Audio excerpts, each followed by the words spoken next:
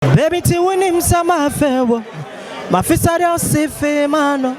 Ebi ano eobi. Chocho mucho. Yeah, what's up? This is your Chocho Mucho Bless. Keep watching Odate GH TV. The best you can find. Bless!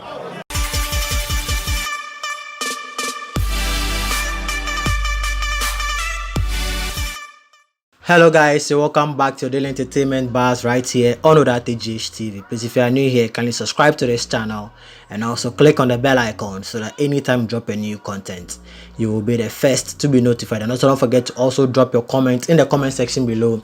Give this video a thumbs up and also share this video with your friends and lovers. Okay, straight to this bars, we have actress Tracey Boakye welcomes her second child. Yes, so kumawood actress Tracey Boakye has given birth to a second child, the first being a boy. The actress entrepreneur took to Instagram in the early hours of today and posted a picture of her baby bump and her first child. From her post, one could tell she has given birth to a bouncing baby girl. Tracey Boakye has a balanced equation now. Yes, so she captioned the photo, "Thank you, Lord, my second angel is in. It's a girl."